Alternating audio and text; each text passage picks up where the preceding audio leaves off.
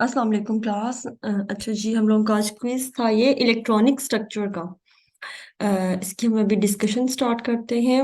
ये आप लोगों का पहला एमसीक्यूज था जी। Maximum number of electrons that can fit in an orbital, कि किसी भी ऑर्बिटल में आपके पास मैक्सिमम नंबर ऑफ इलेक्ट्रॉन्स हैं, वो कितने आ सकते हैं। आपके पास ऑप्शंस थे 1, 2, 6 एंड 14। तो आपके पास जो राइट आंसर था वो था 2। किसी भी ऑर्बिटल में आपके पास मैक्सिमम जो इलेक्ट्रॉन है वो 2 आ सकते हैं। फॉर एग्जाम्पल, अगर मैं सेकंड शेल की बात करती हूँ, फर्स्ट में हमारे पास ऑर्बिटल जस्ट एस है, सेकंड में हमारे पास एस भी है और पी भी है। अब ये जो आपके पास शेल होता है ना, ये है के और L, K L M N, इनके हम कहते हैं शेल। और जहाँ पे इलेक्ट्रॉन रिवॉल्व कर रहा है, जहाँ पे इलेक्ट्रॉन प्रेजेंट है, उनको हम कहते हैं सब शेल। एस और पी जो है वो सब शेल है। फिर फर्दर पी के अंदर कितने हैं ऑर्बिटल, वो 3 ऑर्बिटल है। और एक ऑर्बिटल के अंदर आपके पास मैक्सिमम 2 इलेक्ट्रॉन आ सकते हैं। पी के आपके आप लोगों ने पढ़ रखे हैं PX, PY, PZ। तो एक ऑर्बिटल जो है ये PX फॉर एग्जांपल, इसमें 2 इलेक्ट्रॉन आएंगे, PY में 2 इलेक्ट्रॉन आएंगे और PZ में आपके पास 2 इलेक्ट्रॉन आएंगे। तो किसी भी ऑर्बिटल में अगर वो पूछता है, फॉर एग्जाम्पल वो पूछते हैं पी ऑर्बिटल में कितने इलेक्ट्रॉन आ सकते हैं, तो पी ऑर्बिटल में 2 इलेक्ट्रॉन ही आ सकते हैं। पी ऑर्बिटल अगर वो कह रहा है तो उसका उससे उसकी मुराद है या वो PX पूछ रहा है, या वो PY पूछ रहा है, या वो PZ। अगर वो पी सबशेल कहते हैं उसमें कितने आ सकते हैं, देन आप लिखोगे पी सबशेल में 6 इलेक्ट्रॉन आ सकते हैं। तो आपने स्टेटमेंट को ध्यान से पढ़ना है कि वो पूछ क्या रहा है, सबशेल पूछ रहा है या फिर ऑर्बिटल पूछ रहा है। ठीक है। नेक्स्ट आपका एमसीक्यू है, which quantum number represents the spatial orientation of an orbital, atomic orbital. कौन सा क्वांटम नंबर है जो कि आपको ओरिएंटेशन बताता है ऑर्बिटल्स की। तो बहुत क्लियर कट एमसीक्यू था। नंबर ए जो है इसका राइट ऑप्शन है आपके पास। मैग्नेटिक क्वांटम नंबर है जो आपको ओरिएंटेशन के बारे में बताता है। एक मिनट रुको, मैंने रिकॉर्डिंग पे स्टार्टिंग की है, हाँ जी होगी। The number of 2 electrons can have the same value of dash quantum number, कि वो कहते हैं 2 इलेक्ट्रॉन्स हैं, उनकी कितने क्वांटम नंबर्स की वैल्यू सेम हो सकती है। तो ये मैंने थोड़ी सी अपनी तरफ से ट्रिकीनेस डाली थी। जो आपके उसके क्वांटम नंबर्स हैं उनकी वैल्यू सेम हो सकती है, चौथा डिफरेंट होगा ही होगा। फॉर एग्जाम्पल, मेरे पास एक इलेक्ट्रॉन है जो कि सेकंड शेल के PY ऑर्बिटल में है। ठीक है, सेकंड शेल के PY में। तो इसकी एन वैल्यू जो है वो क्या होगी, वो हो जाएगी एन की value, principal quantum number 0 1, sorry 1 2 से स्टार्ट करते हैं हम। इसकी 2 एन की वैल्यू हो जाएगी, एल की वैल्यू इसकी हो जाएगी, आप कौन सी ले रहे हो, पी ले रहे हो, पी के लिए 0 1 हो जाती है। फिर इसकी जो मैग्नेटिक क्वांटम नंबर है उसकी वैल्यू PY की स्पेसिफिक होती है। हम 0 लेते हैं, इसकी वैल्यू +1 -1 0 हमारे पास होती है। PY दरमियान वाला होता है तो उसकी 0 है, लेकिन S उसकी डिफरेंट ही होगी। एक इलेक्ट्रॉन की +1/2 है तो दूसरे की -1/2 होगी। बाकी देखो तीनों क्वांटम नंबर, PY में 2 इलेक्ट्रॉन है फॉर एग्जांपल, तो उसके 3 जो है जो क्वांटम नंबर है वो सेम होंगे, NLM सेम होगा। जो फोर्थ वन है वो डिफरेंट होगा। तो मैंने ये पूछा था कि नंबर ऑफ 2 इलेक्ट्रॉन्स है किसी ऑर्बिटल में, उसके कितने क्वांटम नंबर्स की वैल्यू सेम हो सकती है। तो 3 की सेम हो सकती है। उसका प्रिंसिपल क्वांटम नंबर सेम हो सकता है, उसका और एजीमुथल क्वांटम नंबर सेम हो सकता है, उसका मैग्नेटिक क्वांटम नंबर भी सेम हो सकता है, लेकिन उसका स्पिन हमेशा डिफरेंट होगा ही होगा। और यही आप लोगों का एक रूल भी है, पॉली एक्सक्लूजन। पॉली एक्सक्लूजन क्या कहता है, no 2 electrons can have the same value of 4 quantum number. कि किसी भी ऑर्बिटल में 2 इलेक्ट्रॉन ऐसे पॉसिबल ही नहीं है कि वो होंगे कि उनका चारों के चारों क्वांटम नंबर सेम हो। चारों के चारों क्वांटम नंबर कब सेम होंगे, जब इलेक्ट्रॉन दोनों इस तरह अपवर्ड स्पिन के साथ हो, और ये पॉसिबल नहीं है। दोनों इलेक्ट्रॉन हमेशा ऑपोजिट स्पिन के साथ प्रेजेंट होंगे ताकि उनका एंगुलर मैग्नेटिक मोमेंट जो है वो बैलेंस हो जाए। देन उसके बाद नेक्स्ट जो हमारे पास एमसीक्यू है वो है, the number of 2p electrons having spin quantum number S = -1/2r। तो एक मिनट मुझे रिमूव करने तो पहले, ये मैंने जो गंद मार दिया है इसको, हाँ जी, क्या लगाया इसका आप लोगों ने मुझे बताओगे। The number of 2p electrons having spin quantum number, p electrons, कितने 2p इलेक्ट्रॉन्स के क्वांटम नंबर -1/2 हो सकते हैं। नेट स्टॉप हो गया था, एक सेकंड दे, मैं दोबारा शेयर करती हूँ इसको। हाँ जी, यहाँ पे थे हम। The number of 2p electrons having spin quantum number. कितने 2p इलेक्ट्रॉन्स हैं जिनका स्पिन क्वांटम नंबर -1/2 पॉसिबल है? क्या लगाया है इसका आप लोगों ने? मुझे बताओगे चैट बॉक्स में कोई?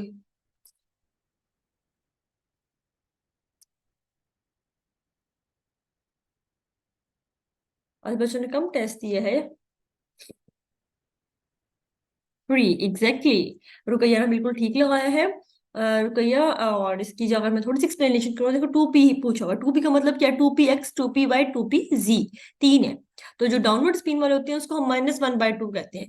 तो देखो, एक इलेक्ट्रॉन ऐसे है, उसकी तो +1/2 है ना। जो डाउनवर्ड है उसकी -1/2 है। एक 2px में होगा, एक 2py में होगा डाउनवर्ड के साथ, एक 2pz में होगा। तो 2p के अगर मैं सब शेल लूं तो उसमें जो टोटल तीन इलेक्ट्रॉन ऐसे होंगे जिनकी -1/2 s की वैल्यू पॉसिबल होगी। तो आपका करेक्ट ऑप्शन था 3। नेक्स्ट एमसीक्यू है हमारे पास। Outer electronic configuration 3s2 3p5 is possessed by. ये हमारे पास इलेक्ट्रॉनिक कॉन्फ़िगरेशन ये जो है ये किसकी पॉसिबल है इनमें से? अब देखो, पहले इलेक्ट्रॉनिक कॉन्फ़िगरेशन देखोगे, s2p5। s2p5 मतलब क्या है? एक इलेक्ट्रॉन चाहिए ऑक्टेट को कंप्लीट करने के लिए। मतलब क्या है? कोई हेलोजन है, कोई फ्लोरीन क्लोरीन की फैमिली है हेलोजेन्स की। अब यहाँ पे एक ही हेलोजन दिया गया है, क्लोरीन। तो आप बिना सोचे समझे उसको लगा सकते हो। थोड़ी सी अकल यूज करो। सोचने की जरूरत ही नहीं है, एक एक के लिखने की जरूरत ही नहीं है। इसका एटॉमिक नंबर सोच के इसकी इलेक्ट्रॉनिक कॉन्फ़िगरेशन आप लिख रहे हो, बिल्कुल भी ऐसा नहीं है। उसकी इलेक्ट्रॉनिक कॉन्फ़िगरेशन देखो कितने कम है। अगर ये कोई P4 होता तो मतलब कोई ऑक्सीजन की फैमिली से एलिमेंट है। अगर ये P6 होता तो मतलब कोई जीरो ग्रुप से एलिमेंट है। तो electronic configuration, outer most electronic configuration आपको बता देगी वो किस पीरियड से, किस ग्रुप से सॉरी बिलोंग कर रहा है। तो एक इलेक्ट्रॉन कम है, हेलोजन फैमिली है हमारे पास। Azimuthal quantum number defines. Azimuthal quantum number हमें क्या बताता है? एजीमुथल क्वांटम नंबर हमें इंफॉर्मेशन देता है एंगुलर मोमेंटम ऑफ इलेक्ट्रॉन्स की। सी ऑप्शन जो है वो आपके पास राइट ऑप्शन है। देन नेक्स्ट है, what is maximum number of electrons present in an atom with highest principal quantum number value of 4? इसका क्या लगाया है आप लोगों ने कि कितने इलेक्ट्रॉन आ सकते हैं जब आपका प्रिंसिपल क्वांटम नंबर 4 होगा? मुझे चैट बॉक्स में बताओ जरा, कि इस बेसिक लेवल का आता है।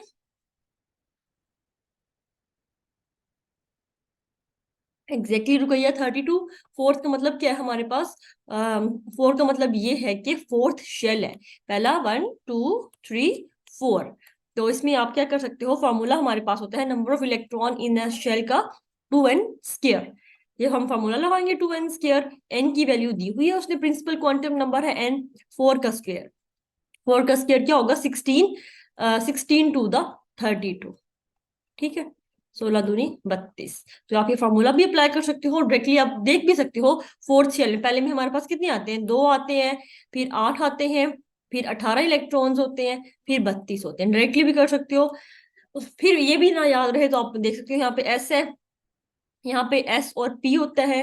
थर्ड, सॉरी, हाँ ठीक है, मैंने इसी में लिख दिया। यहाँ पे एस है, इसमें एस और पी ऑर्बिटल है, इसमें एस पी डी है, इसमें एस पी डी और एफ चारों है। इस तरह बढ़ते जाते हैं, जब हमारे पास शेल्स बढ़ेंगे एक एक ऑर्बिटल बढ़ता जाएगा। अब इसमें 2 आ सकते हैं, इसमें 6 आ सकते हैं टोटल, इसमें 10 है, इसमें 14 है। इस तरह करोगे तब भी 32 बनेगा आपके पास। तो आपकी मर्जी है, आप जिस भी तरीके से चाहो आप इसको सॉल्व कर सकते हो। सबसे इजी जो है वो ये वाला फॉर्मूला है आपके पास।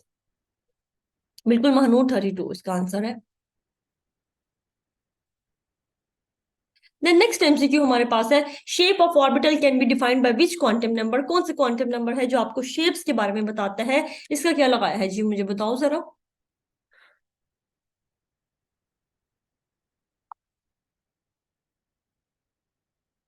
हाँ जी, शेप्स ऑफ रुकैया महनूर क्या लगा के बैठे हो? उसका ABCD बस basic. Exactly, azimuthal quantum number है जो हमें शेप के बारे में बताएगा। एल की वैल्यू हमें बताएगी कौन सा ऑर्बिटल है, और ऑर्बिटल की शेप जो है भी हमें पता चल जाएगी। अगर एल की वैल्यू 0 है तो एस ऑर्बिटल है, उसकी स्फेरिकल शेप है। एल की वैल्यू 1 है तो पी ऑर्बिटल है, उसकी डम्बेल शेप है। तो एल की वैल्यू जो है वो एजीमुथल क्वांटम नंबर क्या है मैम, ये एंगुलर मोमेंटम कैसे बताता है? देखो एंगुलर मोमेंटम नंबर बेसिकली क्या होता है, ये देखो। जब हमारे पास न्यूक्लियस है, हम कहते हैं ठीक है, हमारे पास न्यूक्लियस है और उसके बाद जो है हमारे पास शेल में इलेक्ट्रॉन रिवॉल्व कर रहे हैं, ठीक है। अब हम जब एक इलेक्ट्रॉन को लेते हैं ना, तो उसमें हमारे पास दो तरह के मोमेंटम आते हैं। एक हमारे पास आते हैं स्पिन मोमेंटम, एक आता है एंगुलर मोमेंटम। स्पिन मोमेंटम क्या है कि ये इलेक्ट्रॉन अपने ही ऑर्बिटल पे रिवॉल्व कर रहा है। एक तो ये ऐसे रिवॉल्व कर रहा है शेल में आगे आगे, एक ये अपने ही ऑर्बिटल पे ऐसे भी रिवॉल्व कर रहा है। तो हमारे पास टू टाइप्स ऑफ मोमेंटम है, एक स्पिन है, एक एंगुलर मोमेंटम है। अब एंगुलर मोमेंटम कब प्रोड्यूस होगा? जब एंगल बनते हैं, मतलब क्या है, ये जब ये रोटेट कर रहा है गोल गोल गोल गोल इस तरह पूरे शेल में, तो हमारे पास एंगुलर मोमेंटम बन रहा है, ठीक है। अब एंगुलर मोमेंटम की हमारे पास वैल्यू भी आती है 2l+1। हाँ, जिसका क्या लगाया आप लोगों ने? For n is equal to 2, how many orbitals are present? अगर n की वैल्यू 2 है तो कितने ऑर्बिटल्स प्रेजेंट है आपके पास? हाँ जी, सारे चुप चुप क्यों बैठे हो आज? देखो n की वैल्यू 2 है, तो हमारे पास और शेल जो है वो सेकंड है। सेकंड में हमारे पास एक s प्रेजेंट है और एक p प्रेजेंट है। और p के फर्दर कितने ऑर्बिटल हो जाएंगे? 3 ऑर्बिटल। एक ये हो गया और तीन ये हो गए, टोटल हमारे पास 4 ऑर्बिटल आ जाएंगे। तो आपके पास राइट ऑप्शन जो आएगा वो आ जाएगा सी ऑप्शन 4। ठीक हो गया? मेरी आवाज आ रही है क्लियर आप लोगों को? मेरे पास ना नेट नीचे बार बार वो कर रहा है, रुटे है। मुझे बताओगे मेरी आवाज क्लियर है? चलो ठीक हो गया। अच्छा, इसमें ठीक हो गया, ये क्लियर है। जिस अगर आपके पास मैं third orbit third energy level कहूँ, अगर वो आपको एन की वैल्यू 3 है, तो 3 में हो गया कितने ऑर्बिटल्स प्रेजेंट है? तो देखो आपने क्या करना है, थर्ड शेल बनाने हैं, उसके ऑर्बिटल लिख देंगे s p d। मैं आपको बेटा जी म्यूट कर लो, पीछे आवाज आ रही है फिर इरिटेशन हो जाएगी। हनान आपकी, रुको मैं इसको म्यूट कर देती हूँ, सबर करो। चलो, SPD अगर देखो वो पूछता है n = 3 होता, फिर कितने होते हैं? एक S है, 3 P है, 5 D है। और यार मुझे ना थोड़ा जुकाम हुआ है, ढीली तबीयत है।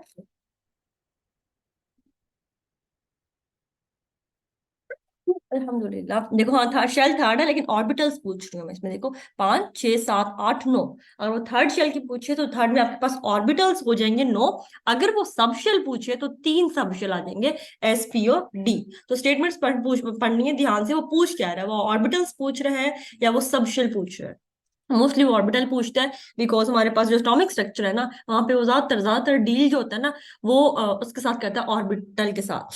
हम जो स्पिन क्वांटम नंबर निकालते हैं, हम जो एंगुलर मोमेंटम निकालते हैं, कोई भी चीज जब हम डील करते हैं ना, हम ऑर्बिटल के साथ डील करते हैं, हम पूरे सबशेल के साथ कभी भी डील नहीं करते। एक ऑर्बिटल में एक इलेक्ट्रॉन है, दो है, उसके फिर हम टर्म सिंबल्स और हर एक उस ऑर्बिटल में इलेक्ट्रॉन के निकालते हैं। तो मैक्सिमम वो आपसे इलेक्ट्रॉनिक स्ट्रक्चर में अगर कोई चीज पूछता है तो वो रिलेटेड टू ऑर्बिटल पूछ रहा होता है। Then next है, there is no difference between a 2p and 3p orbital regarding। वो कहते हैं 2p और 3p तकरीबन एक ही चीज है, ठीक है। इनमें सिर्फ किस चीज का फर्क आता है? साइज का फर्क आता है, शेप का फर्क आता है। किस चीज में फर्क नहीं आता? सॉरी, एनर्जी में और वैल्यू ऑफ एन में। तो देखो वैल्यू ऑफ एन दोनों की डिफरेंट है, एक की वैल्यू 2 है, एन की एक की 3 है। एनर्जी डिफरेंट होती है, 2p की कम होती है, 3p की एनर्जी ज्यादा होती है। 1s 2s 2p 3s 3p फिर आता है ना, 3p की एनर्जी ज्यादा है। साइज डिफरेंट होता है, 2p का साइज छोटा है, 3p का साइज बड़ा है। जैसे जैसे शेल में आपके ये देखो हम निकालते हैं ना एस, 1s है, इसमें 1s है, इसमें 2s है, तो 2s के जो साइज है वो डबल हो जाता है, साइज भी बढ़ता है। वाहिद चीज जो सेम रहती है वो शेप है। एस हमेशा स्फेरिकल ही होगा, बड़ा होता जाएगा लेकिन रहेगा स्फेरिकली। 3s वाला और बड़ा हो जाएगा लेकिन रहेगा स्फेरिकली। तो ओनली थिंग जो कि डिफरेंस इसमें नहीं होता वो शेप में है, बाकी हर चीज चेंज हो जाएगी विद रिस्पेक्ट टू ऑर्बिटल की आगे आगे एनर्जी लेवल पे। जब आपके पास एल की वैल्यू 0 है तो शेप ऑफ ऑर्बिटल कहते हैं क्या है? एल की वैल्यू 0 है तो शेप ऑफ ऑर्बिटल क्या होगी? स्फेरिकल हो जाएगी आपके पास। क्यों क्यों? जब आपके पास एल की वैल्यू 0 है तो आपके पास सब शेल जो है वो एस प्रेजेंट है। When orbital is complete, the new electron will ओ यहाँ पे गलती हुई है, इसका क्या लगाया आप लोगों ने? इसमें कोई एक ऑर्बिटल यहाँ पे, हालांकि मैंने लिखा था, पता नहीं वो क्यों नहीं आया। 3p ऑर्बिटल के बाद कंप्लीट हो जाएगा तो नया इलेक्ट्रॉन कहाँ आएगा, इस टाइप का कुछ था। मैंने, हाँ, मुझे याद नहीं ऑर्बिटल कौन सा लिखा था इसमें आपने ना। ऑफ वो प्रिंसिपल लगाना था, बिल्डिंग अप प्रिंसिपल एनर्जी। तो इसको मैं दोबारा आपको ग्रुप में भेज दूंगी कि इस एमसीक्यू को, यहाँ पे ना ऑर्बिटल मिस हो गया आई थिंक सो। तो उसका लगाया क्या फिर आप लोगों ने, तुक्का मारा है या फिर छोड़ दिया है? छोटी छोटी गलतियां हो जाती हैं, उसको माफी दे दिया करो। देन हमारे पास नेक्स्ट है जी Pauli exclusion rule. Pauli exclusion इसका क्या लगा, ये भी बड़ा मैंने अपनी तरफ से ट्रिकीनेस डाली थी। ये पॉली एक्सक्लूजन रूल हमें क्या कहता है, इसमें क्या लगाया आप लोगों ने, मुझे बताओगे इसकी स्टेटमेंट में? Two electrons in same atom can have same energy. Two electron in same atom cannot have same spin. Two electrons in the same atom can have same spin. None of these. इसमें क्या लगाया आप लोगों ने?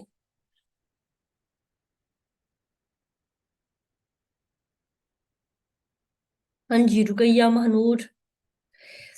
यही था, मुझे खुशी हुई, बी लगाया है। रुकैया ने क्या लगाया? ऑनलाइन बैठी है, बी चली गई है, बैठी है। हाँ जी रुकैया, इसमें क्या लगाया आपने, पॉली एक्सक्लूजन रूल क्या कहते हैं हमें? हनान भी बता सकता है, हनान भी ऑनलाइन है। आंटी को रुपये आगे पीछे हुई है ऑनलाइन ही। तो हमारे पास इसमें जो ऑप्शन था राइट वो था नन ऑफ दीज। देखो स्टेट जो हमारे पास रूल है पॉली एक्सक्लूजन, वो हमें कहते हैं no two electron in the same orbital, no two electron in the same orbital can not have a same spin. Atom में दो इलेक्ट्रॉन की है, ये देखो मैं फॉर एग्जांपल मैं एक एटम ले रही हूँ जिसमें तीन शेल है, ठीक है। इसका एस है, इसका एस भी है, इसके एस में दो इलेक्ट्रॉन है, फॉर एग्जांपल इसमें भी दो इलेक्ट्रॉन है। इसकी और एक जो इलेक्ट्रॉन इसकी अपवर्ड स्पिन होगी ना, पी वालों की भी तीन की अपवर्ड स्पिन होगी। एटम में तो इतने सारे इलेक्ट्रॉन होंगे जिनकी सेम स्पिन पाई जाएगी। ऑर्बिटल में कोई ऐसा नहीं होगा जिसमें आपके पास सेम स्पिन पाई जाए। एग्जैक्टली रुकैया की स्टेटमेंट ठीक है, ऑर्बिटल। यहाँ पे जो मेन चीज आनी चाहिए वो ऑर्बिटल आएगी। तो स्टेटमेंट ध्यान से पढ़नी है, ऐसी गलतियां करते हैं, ऐसी वो पीपीएससी भी ऐसी दे रहा होता है। अब तो कुछ कुछ एमसीक्यू आपको एफपीएससी में वैसे मिलेंगे, वो जो हमें लगता है हम ठीक करके आए हैं और आज देन हमारे नंबर कम बनते हैं ना, वो इस तरह वाले होते हैं ना। इजी एमसीक्यू तो देखो अब आप लोगों ने गलत कर दिया। मुझे काफी हद तक यकीन था आप लोग स्टेटमेंट ध्यान से नहीं पढ़ोगे और वही गलती की है। कोई बात नहीं है, अगले अगले टेस्ट जो मेरे वाले होंगे ना, ध्यान से स्टेटमेंट्स पढ़नी है। एमसीक्यू बहुत इजी होता है, तैयारी भी अच्छी कर रहे हो तो सिर्फ थोड़ा सा ध्यान नहीं देते स्टेटमेंट्स पे आप लोग। Which of the following has a positive charge, बहुत इजी था। इनमें से किसका चार्ज पॉजिटिव है? एटम न्यूट्रल होता है, इलेक्ट्रॉन नेगेटिव है, एनाइन है न्यूट्रल, प्रोटॉन पे कोई चार्ज नहीं होता। Proton is the only particle that has a positive charge, A option.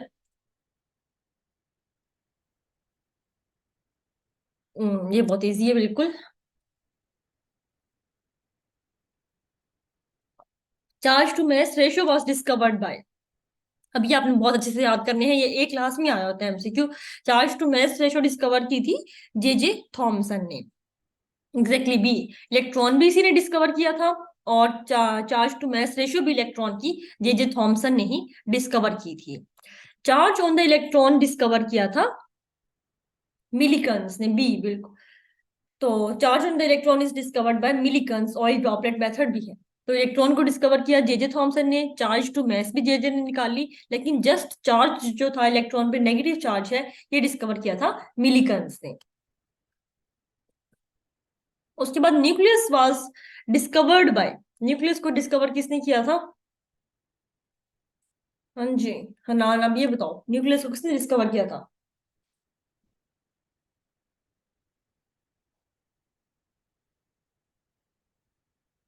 ये बी अभी का लगाया है या पहले को?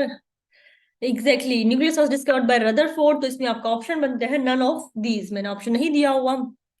एग्जैक्टली रदरफोर्ड ने किया था।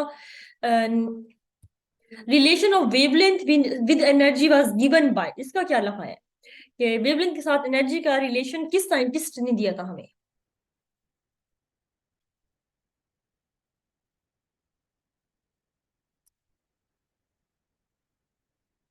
हम्म, relation of wavelength with energy was given by which scientist?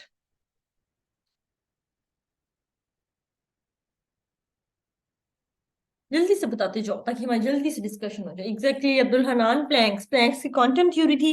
उसने एनर्जी और फ्रीक्वेंसी का रिलेशनशिप दिया था।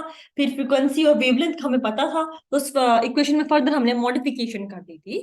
तो लेकिन बेसिक जो ये रिलेशन है एनर्जी का वेवलेंथ के साथ हो गया या फ्रीक्वेंसी के साथ, ये हमें प्लैंक्स क्वांटम थ्योरी से पता चला था। There is dash relation between energy and frequency. There is a direct relation between energy and frequency. जितनी frequency exactly बढ़ेगी उतनी आपके पास energy बढ़ती जाएगी। तो direct relation है। E is equal to hf। h जो हमारे पास था constant था, Planck's constant। Relation of X-rays, X-rays का रिलेशन किसके साथ है एटम के? Atomic number, atomic mass, isotopes, none of these. तो रिलेशन है एक्सरेज का हमारे पास एटॉमिक नंबर के साथ। एग्जैक्टली मोस्टली लॉ भी था जो कहता है कि एक्सरेज प्रोड्यूस जो थी वो स्केयर ऑफ एटॉमिक नंबर, कुछ ऐसा लॉ है आप लोगों के पास। तो रिलेशन जो है एक्सरेज का वो एटॉमिक नंबर के साथ है। देन जो आपका नेक्स्ट एमसीक्यू है, when n is equal to 3 shell will be. जब आपके पास n की वैल्यू 3 होगी तो शेल कौन सा होगा?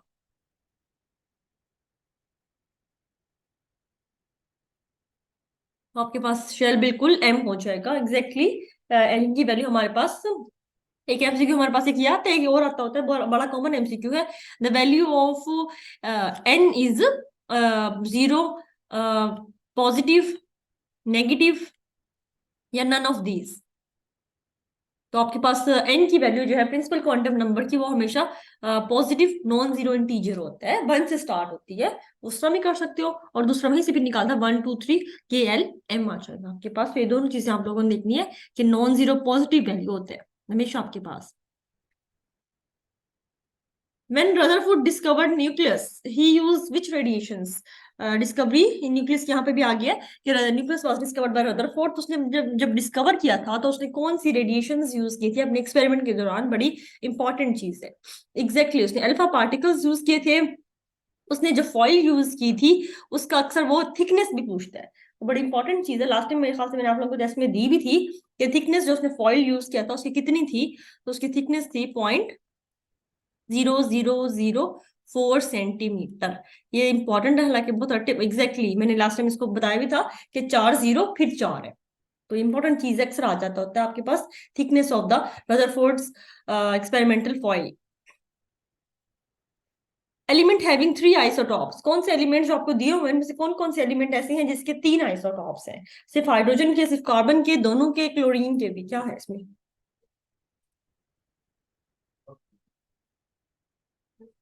एग्जैक्टली कार्बन के भी 3 है, हाइड्रोजन के भी 3 है, क्लोरीन के आपके पास 2 आइसोटॉप्स पाए जाते हैं। आइसोटॉप्स है डिफरेंट, आइसोटॉप्स में आपके पास क्या चीज डिफरेंट होती है? प्रोटॉन, न्यूट्रॉन, इलेक्ट्रॉन या फिर नन ऑफ दीज? आइसोटॉप्स है डिफरेंट न्यूट्रॉन्स। एग्जैक्टली आपके पास एटॉमिक नंबर सेम है तो मतलब प्रोटॉन सेम है, और किसी भी एटम, न्यूट्रल एटम में जितने प्रोटॉन है उतने ही इलेक्ट्रॉन्स होते हैं। तो डिफरेंट चीज जो है आपके पास वो न्यूट्रॉन है। Main constituent of nail polish remover, ये मैंने फिर एक जनरल नॉलेज का दिया था कि आप जो नेल पॉलिश रिमूवर स्पेशली लड़कियां यूज करती हैं, अक्सर आता है आपके पास। एग्जैक्टली पता अब्दुल हनान को है होना, लड़की पता लड़कियों को होना चाहिए था। तो जी इसका बिल्कुल राइट ऑप्शन जो है वो एसीटोन है। मेन कॉन्स्टिट्यूएंट जो है, अल्कोहल्स भी होते हैं थोड़े बहुत, लेकिन मेन कॉन्स्टिट्यूएंट जो रिमूव करते हैं नेल पॉलिश को वो है एसीटोन। मैं समझा देती हूँ रुकैया।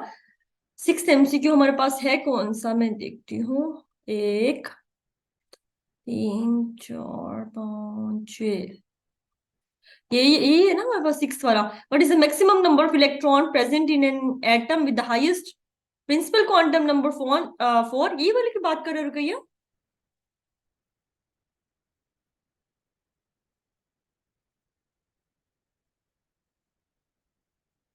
मुझे हाँ करो, यही वाला की बात? अच्छा ये नहीं है, इससे ऊपर वाला है, नीचे वाला है, कौन सा? एक्चुअली ना नंबर थोड़े से आगे पीछे हो जाते हैं आपके। अजीमुथल क्वांटम नंबर डिफाइंस,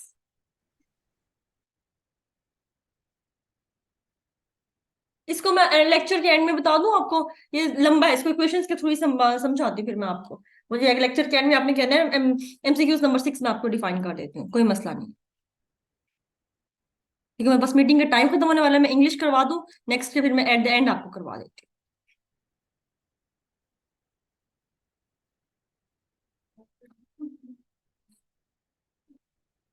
अच्छा जी, ये हमारी मेरे ख्याल से इंग्लिश स्टार्ट करनी है।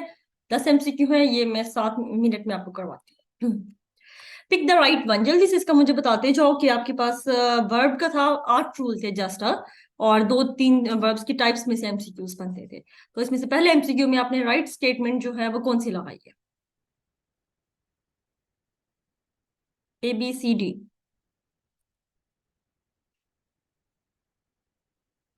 The teacher as well as the students were going to park. बाकी क्या कहती है? रुकैया कहती है ए। एग्जैक्टली, रुकैया बिल्कुल ठीक है।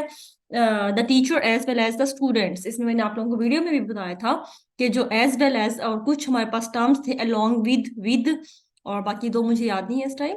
तो इसमें से एक एज वेल एज थी। जब आपके पास ये वर्ड्स आते हैं तो आपने एज वेल एज के पहले वाला जो नाउन है या जो सब्जेक्ट है वो देखना होता है। तो एज वेल एज से पहले जो हमारे पास नाउन है या सब्जेक्ट है वो टीचर है, ठीक है, और वो सिंगुलर है, तो उसके साथ जो है वर्ब वो सिंगुलर लगेगी, the teacher as well as the students. Second वाले को नहीं देखना। अगर हम सेकंड को देखती तो प्लूरल लगती, लेकिन एज वेल एज आ गया है तो हमने फर्स्ट वाले नाउन को देखने हैं, तो हमारे टीचर्स सिंगुलर है तो उसकी वर्ब भी सिंगुलर ही लगेगी। Then pick the right one. The qualities of the mangoes is poor. The qualities of the mangoes are poor. मुझे बताओ इसका क्या ला है? The qualities of the mangoes is poor. None of these. Exactly, the qualities of the mangoes is poor. यहाँ पे आपको बताया था कि बात कुछ सेंटेंस ऐसे हैं जिसमें आपको कह सकते हो आप धोखा दिया जा रहा, तो ये कि जो आपकी मेन वर्ड होगा वो क्वालिटीज होगा। यहाँ पे ना क्वालिटी आ रहा है, जैसे देखो मिस्टेक भी है थोड़ी सी, आपने यहाँ पे क्वालिटी आएगा। The quality of the mangoes, कि आपने मैंगोज को जो है प्लूरल देख के इसको सही नहीं कर देना, आपने फर्स्ट उसको देना है। यहाँ पे क्वालिटी आना चाहिए था, एक मिस्टेक थी, लेकिन फिर भी आप लोगों ने ए लगाया है। हाँ, मैंने ऑप्शन ए ही रखा था। तो the quality of the mangoes is poor हो गई। देन आपके पास नेक्स्ट है pick the right one. A white and red cow are grazing. A white and, फिर मैंने इसमें अच्छा, is grazing and red cow is grazing. A white and a red cow is grazing, none of these. इसमें क्या लगाया है जी?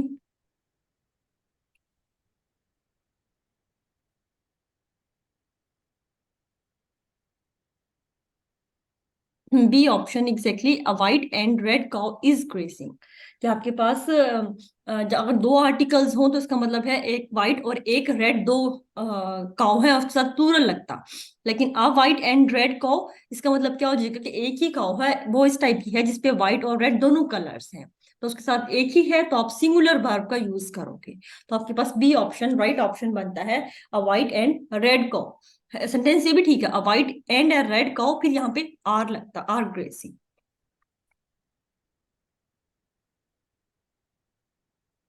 Pick the right one. Slow and steady win the race. Slow and steady wins the race. Slow and steady won the race, none of these.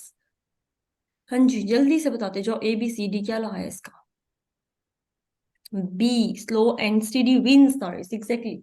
या slow and steady एक तो उसको show कर रही है एक यूनिट को, और हमेशा जो आपके यूनिवर्सल ट्रूथ टाइप चीजें होती हैं वो हमेशा प्रेजेंट टेंस में आती हैं, कभी भी पास्ट में नहीं आती।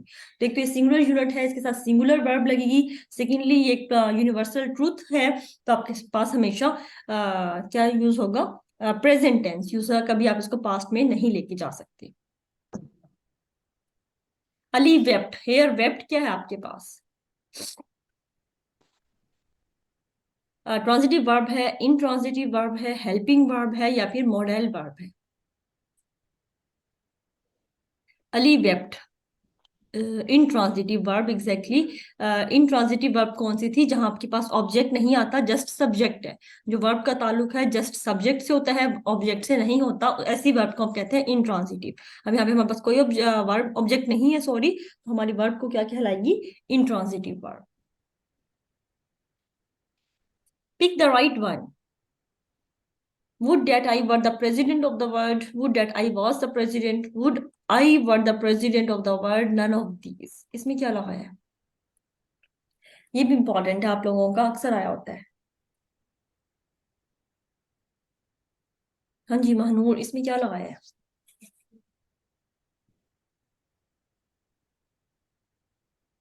Would I were the president of the world. Abdul Hanan ने वुड डेट आई वॉज लगा दिया, दोनों ने गलत लगाया है। इसका राइट ऑप्शन है ए ऑप्शन। एक तो जब भी कोई चीज आपको वुड के साथ डेट हमेशा लगता है जब भी आप कोई ऐसी विश का इजहार करो जो कि पूरी ना हो सके ऑलमोस्ट, तो उसके साथ हम वुड डेट का यूज करते हैं। और उसके बाद जो हम यूज करते हैं वो प्लूरल वर्ब का करते हैं। तो would that I were the president of the world, तो ये कोई वैसी विश कर रहा है जो कि पूरी नहीं हो सकती, ठीक है। तो आपने इसके साथ हमेशा वुड के साथ डैट लगता है। वुड हम लगाते हैं सिंपल विशेस के साथ। सिंपल कोई विश करनी, काश मेरी फर्स्ट पोजीशन आ जाए, वो पॉसिबल है, ठीक है।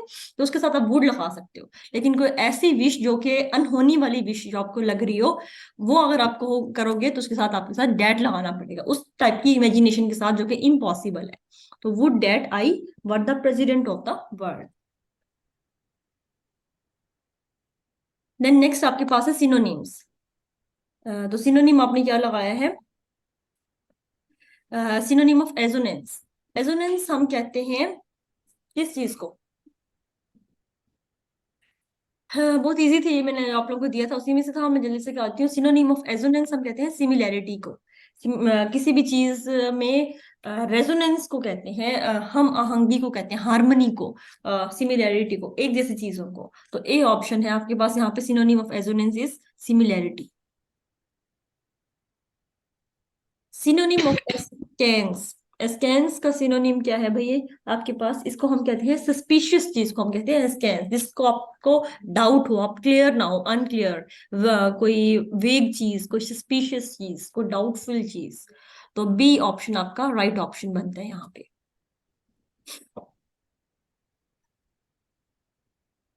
Antonym of arbitrary. What is the antonym of arbitrary?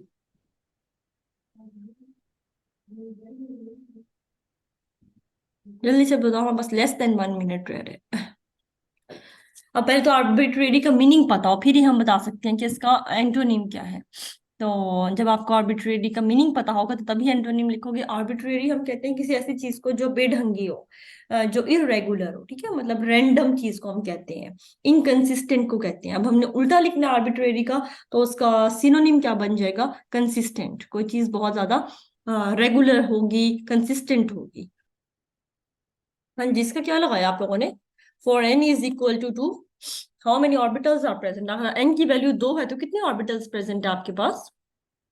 हाँ जी, सारे चुप चुप क्यों बैठे हो आज? देखो एन की वैल्यू 2 है। एन तो हमारे पास और शेल जो है वो सेकंड है। सेकंड में हमारे पास एक एस प्रेजेंट है और एक पी प्रेजेंट है। और पी के फर्दर कितने ऑर्बिटल हो जाएंगे? 3 ऑर्बिटल।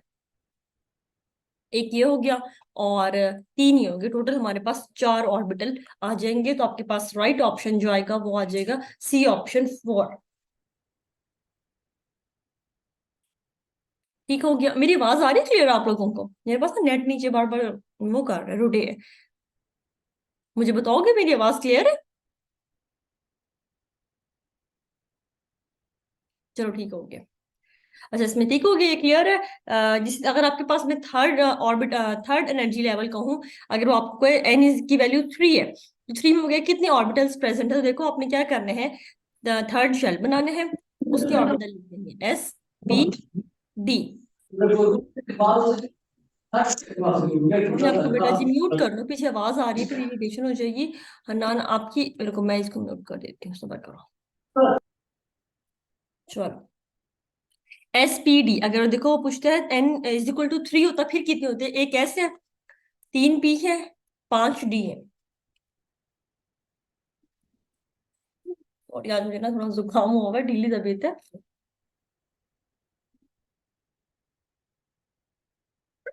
अल्हम्दुलिल्लाह। देखो हाँ, थर्ड शेल थर्ड है, लेकिन ऑर्बिटल्स पूछ रही हूँ मैं इसमें। देखो 5 6 7 8 9, अगर वो थर्ड शेल की पूछे तो थर्ड में आपके पास ऑर्बिटल्स हो जाएंगे 9। अगर वो सब शेल पूछे तो 3 सब शेल आ जाएंगे, एस पी और डी। तो स्टेटमेंट्स पढ़नी है ध्यान से, वो पूछ क्या रहा है, वो ऑर्बिटल्स पूछ रहे हैं या वो सब शेल पूछ रहे हैं? मोस्टली वो ऑर्बिटल पूछता है, बिकॉज हमारे पास जो एटॉमिक स्ट्रक्चर है ना, वहां पे वो ज्यादातर डील जो होता है ना, वो उसके साथ करता है, ऑर्बिटल के साथ। हम जो स्पिन क्वांटम नंबर निकालते हैं, हम जो एंगुलर मोमेंटम निकालते हैं, कोई भी चीज जब हम डील करते हैं ना, हम ऑर्बिटल के साथ डील करते हैं, हम पूरे सबशेल के साथ कभी भी डील नहीं करते। एक ऑर्बिटल में एक इलेक्ट्रॉन है, दो है, उसके फिर हम टर्म सिंबल्स और हर एक उस ऑर्बिटल में इलेक्ट्रॉन के निकालते हैं। तो मैक्सिमम वो आपसे इलेक्ट्रॉनिक स्ट्रक्चर में अगर कोई चीज पूछता है तो वो रिलेटेड टू ऑर्बिटल पूछ रहा होता है। Then next है, there is no difference between a 2p and 3p orbital regarding। वो कहते हैं 2p और 3p तकरीबन एक ही चीज है, ठीक है। इनमें सिर्फ किस चीज का फर्क आता है? साइज का फर्क आता है, शेप का फर्क आता है, किस चीज में फर्क नहीं आता, सॉरी, एनर्जी में और वैल्यू ऑफ एन में। तो देखो वैल्यू ऑफ एन दोनों की डिफरेंट है, एक की वैल्यू 2 है, एन की एक की 3 है। एनर्जी डिफरेंट होती है, 2p की कम होती है, 3p की एनर्जी ज्यादा होती है। 1s 2s 2p 3s 3p फिर आता है ना, 3p की एनर्जी ज्यादा है। साइज डिफरेंट होता है, 2p का साइज छोटा है, 3p का साइज बड़ा है। जैसे जैसे शेल में आपके ये देखो हम निकालते हैं ना एस, 1s है, इसमें 1s है, इसमें 2s है, तो 2s के जो साइज है वो डबल हो जाता है, साइज भी बढ़ता है। वाहिद चीज जो सेम रहती है वो शेप है। एस हमेशा स्फेरिकल ही होगा, बड़ा होता जाएगा लेकिन रहेगा स्फेरिकली, 3s वाला और बड़ा हो जाएगा लेकिन रहेगा स्फेरिकली। तो ओनली थिंग जो कि डिफरेंस जिसमें नहीं होता वो शेप में है, बाकी हर चीज चेंज हो जाएगी विद रिस्पेक्ट टू ऑर्बिटल की आगे आगे एनर्जी लेवल पे। जब आपके पास एल की वैल्यू जीरो है तो शेप ऑफ ऑर्बिटल कहते हैं क्या है? एल की वैल्यू जीरो है तो शेप ऑफ ऑर्बिटल क्या होगी? स्फेरिकल हो जाएगी आपके पास। क्यों क्यों? जब आपके पास एल की वैल्यू जीरो है तो आपके पास सब शेल जो है वो एस प्रेजेंट है। When orbital is complete, the new electron will ओ यहाँ पे गलती हुई है, इसका क्या लगाया आप लोगों ने? इसमें कोई एक ऑर्बिटल यहाँ पे, हालांकि मैंने लिखा था, पता नहीं वो क्यों नहीं आया। 3p ऑर्बिटल के बाद कंप्लीट हो जाएगा तो नया इलेक्ट्रॉन कहाँ आएगा, इस टाइप का कुछ था। मुझे याद नहीं ऑर्बिटल कौन सा लिखा था। इसमें आपने ना ऑफ वो प्रिंसिपल लगाना था, बिल्डिंग अप प्रिंसिपल एनर्जी। तो इसको मैं दोबारा आपको ग्रुप में भेज दूंगी कि इस एमसीक्यू को, यहाँ पे ना ऑर्बिटल मिस हो गया, आई थिंक सो। उसका लगाया क्या फिर आप लोगों ने? तुक्का मारा है या फिर छोड़ दिया है? छोटी छोटी गलतियां हो जाती हैं, उसको माफी दे दिया करो। देन हमारे पास नेक्स्ट है जी Pauli exclusion rule. Pauli exclusion इसका क्या लगा, ये भी बड़ा मैंने अपनी तरफ से ट्रिकीनेस डाली थी। ये पॉली एक्सक्लूजन रूल हमें क्या कहता है, इसमें क्या लगाया आप लोगों ने, मुझे बताओगे इसकी स्टेटमेंट में? Two electrons in same atom can have same energy. Two electron in same atom cannot have same spin. Two electrons in the same atom can have same spin. None of these. इसमें क्या लगाया आप लोगों ने?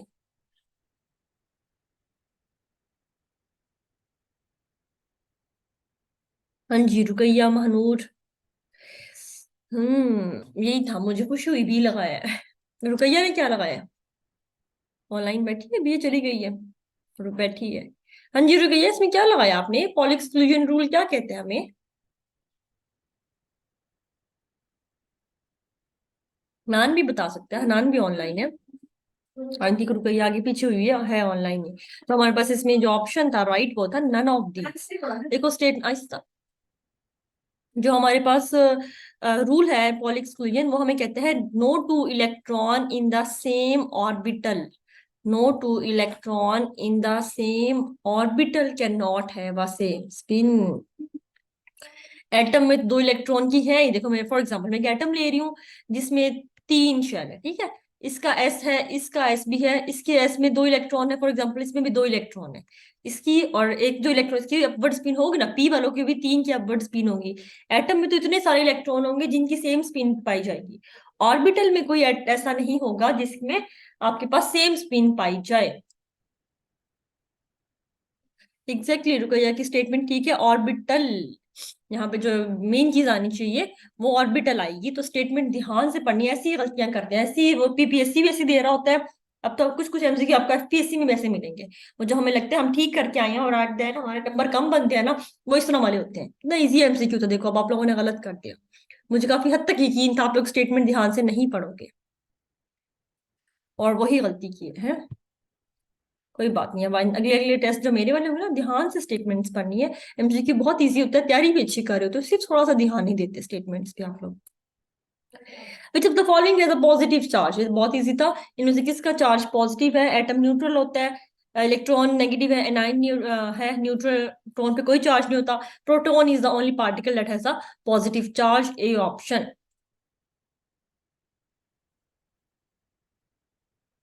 ये बहुत easy है बिल्कुल।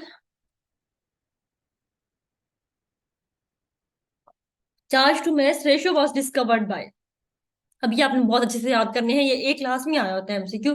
Charge to mass ratio discover की थी जे जे थॉमसन ने।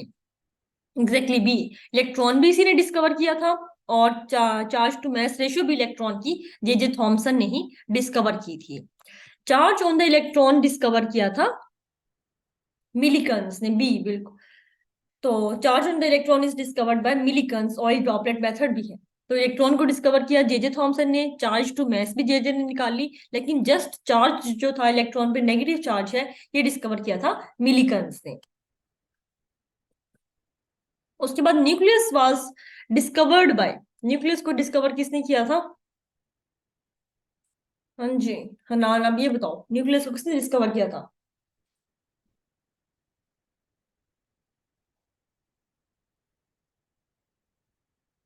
ये बी अभी का लगाया है या पहले को? Exactly, nucleus was discovered bye Rutherford, तो इसमें आपका ऑप्शन बनते हैं नन ऑफ दीज, मैंने ऑप्शन नहीं दिया हुआ। एग्जैक्टली, रदरफोर्ड ने किया था। Relation of wavelength with energy was given bye, इसका क्या लिखा है कि वेवलेंथ के साथ एनर्जी का रिलेशन किस साइंटिस्ट ने दिया था हमें? Hmm, relation of wavelength with energy was given by which scientist?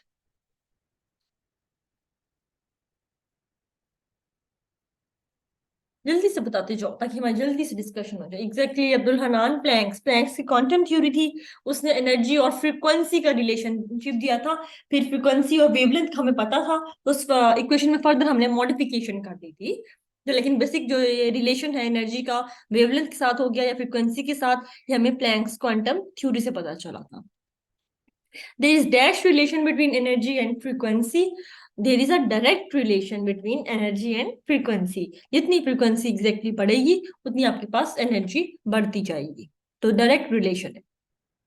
E is equal to hf, h जो हमारे पास था कांस्टेंट था, प्लैंक्स कांस्टेंट।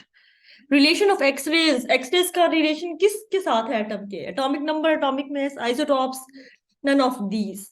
तो रिलेशन है एक्सरेज का हमारे पास एटॉमिक नंबर के साथ। एग्जैक्टली, मोस्टली लॉ भी था जो कहता है कि एक्सरेज प्रोड्यूस जो थी वो स्केयर ऑफ एटॉमिक नंबर, कुछ ऐसा लॉ है आप लोगों के पास। तो रिलेशन जो है एक्सरेज का वो एटॉमिक नंबर के साथ है। देन जो आपका नेक्स्ट एमसीक्यू है, when n is equal to 3 shell will be, जब आपके पास n की वैल्यू 3 होगी तो शेल कौन सा होगा?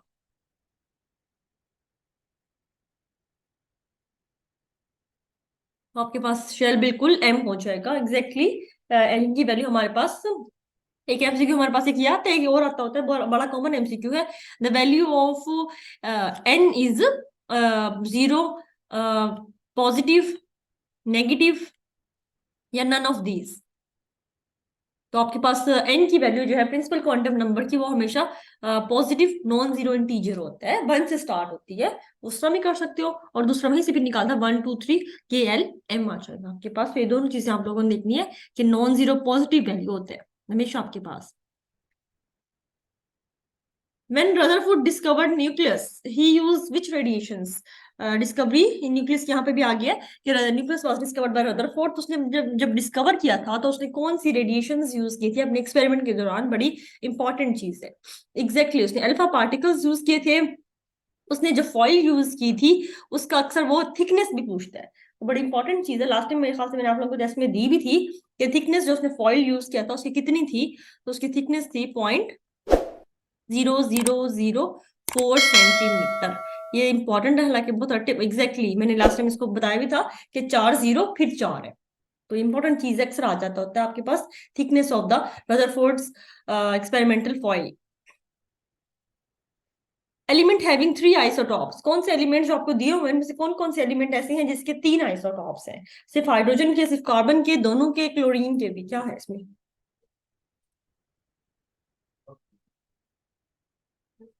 एग्जैक्टली, कार्बन के भी 3 है, हाइड्रोजन के भी 3 है, क्लोरीन के आपके पास 2 आइसोटॉप्स पाए जाते हैं। आइसोटॉप्स है डिफरेंट, आइसोटॉप्स में आपके पास क्या चीज डिफरेंट होती है? प्रोटॉन, न्यूट्रॉन, इलेक्ट्रॉन, या फिर नन ऑफ दीज। आइसोटॉप्स है डिफरेंट न्यूट्रॉन्स, एग्जैक्टली आपके पास एटॉमिक नंबर सेम है तो मतलब प्रोटॉन सेम है, और किसी भी एटम, न्यूट्रल एटम में जितने प्रोटॉन है उतने ही इलेक्ट्रॉन्स होते हैं, तो डिफरेंट चीज जो है आपके पास वो न्यूट्रॉन है। Main constituent of nail polish remover, ये मैंने फिर एक जनरल नॉलेज का दिया था कि आप जो नेल पॉलिश रिमूवर स्पेशली लड़कियां यूज करती हैं, अक्सर आता है आपके पास, एग्जैक्टली पता अब्दुल हनान को है होना, लड़की पता लड़कियों को होना चाहिए था। तो जी इसका बिल्कुल राइट ऑप्शन जो है वो एसीटोन है। मेन कॉन्स्टिट्यूएंट जो है, अल्कोहल्स भी होते हैं थोड़े बहुत, लेकिन मेन कॉन्स्टिट्यूएंट जो रिमूव करते हैं नेल पॉलिश को वो है एसीटोन। मैं समझा देती हूँ रुकैया।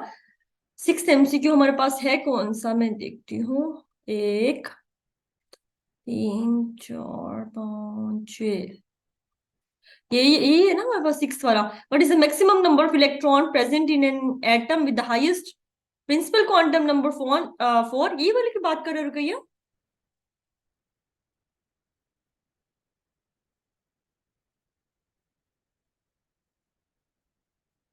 मुझे हाँ करो, यही वाला की बात, अच्छा ये नहीं है, इससे ऊपर वाला है, नीचे वाला है, कौन सा? एक्चुअली ना नंबर थोड़े से आगे पीछे हो जाते हैं आपके।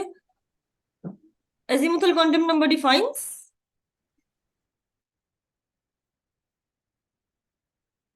इसको मैं लेक्चर के एंड में बता दूं आपको, ये लंबा है, इसको क्वेश्चंस के थ्रू ही समझाती हूँ फिर मैं आपको। मुझे एक लेक्चर के एंड में आपने कहना है, MCQs नंबर 6 में आपको डिफाइन कर देती हूँ, कोई मसला नहीं। ठीक है, मैं बस मीटिंग का टाइम खत्म होने वाला है, मैं इंग्लिश करवा दूं नेक्स्ट के, फिर मैं एट द एंड आपको करवा देती हूँ।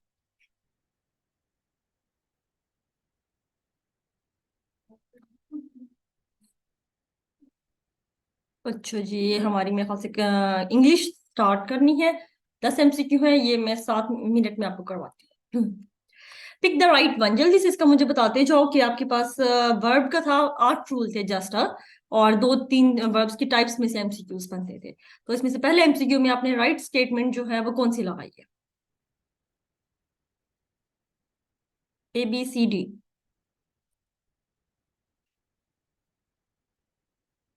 The teacher as well as the students were going to park, बाकी क्या कहती है रुकैया? कहती है ए। एग्जैक्टली रुकैया बिल्कुल ठीक है। The teacher as well as the students, इसमें मैंने आप लोगों को वीडियो में भी बताया था कि जो एज वेल एज और कुछ हमारे पास टर्म्स थे, अलोंग विद, और बाकी दो मुझे याद नहीं है इस टाइम। तो इसमें से एक एज वेल एज थी। जब आपके पास ये वर्ड्स आते हैं तो आपने एज वेल एज के पहले वाला जो नाउन है या जो सब्जेक्ट है वो देखना होता है। तो एज वेल एज से पहले जो हमारे पास नाउन है या सब्जेक्ट है वो टीचर है, ठीक है, और वो सिंगुलर है, तो उसके साथ जो है वर्ब वो सिंगुलर लगेगी, the teacher as well as the students. Second वाले को नहीं देखना, अगर हम सेकंड को देखते तो प्लूरल लगती, लेकिन एज वेल एज आ गया है तो हमने फर्स्ट वाले नाउन को देखने हैं, तो हमारे टीचर सिंगुलर है तो उसकी वर्ब भी सिंगुलर ही लगेगी। Then pick the right one. The qualities of the mangoes is poor. The qualities of the mangoes are poor. मुझे बताओ इसका क्या लगा है? The qualities of the mangoes is poor. None of these. Exactly, the qualities of the mangoes is poor. यहाँ पे आपको बताया था कि बात कुछ सेंटेंस ऐसे हैं जिसमें आपको कह सकते हो आप धोखा दिया जा रहा हो, तो ये कि जो आपकी मेन वर्ड होगा वो क्वालिटीज होगा। यहाँ पे ना क्वालिटी आ रहा है, देखो मिस्टेक भी है थोड़ी सी, आपने यहाँ पे क्वालिटी आएगा। The quality of the mangoes, कि आपने मैंगोज को जो है प्लूरल देख के इसको सही नहीं कर देना, आपने फर्स्ट उसको देना है, यहाँ पे क्वालिटी आना चाहिए था, एक मिस्टेक थी, लेकिन फिर भी आप लोगों ने ए लगाया है, हाँ मैंने ऑप्शन ए ही रखा था। तो the quality of the mangoes is poor हो गई। देन आपके पास नेक्स्ट है pick the right one. A white and red cow are grazing, a white and, फिर मैंने इसमें अच्छा, is grazing and red cow is grazing, a white and a red cow is grazing, none of these, इसमें क्या लगाया है जी?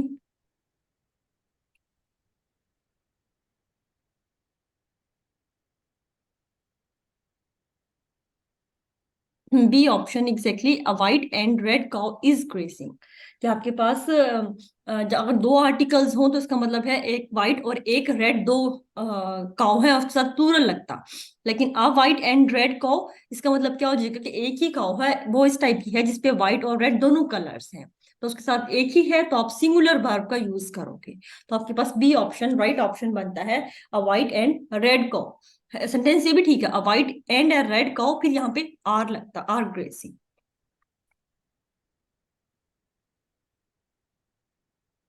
Pick the right one. Slow and steady, win the race. Slow and steady wins the race. Slow and steady won the race. None of these. हाँ जी, जल्दी से बताते जाओ, ए बी सी डी क्या लगा है इसका। B, slow and steady wins the race, exactly.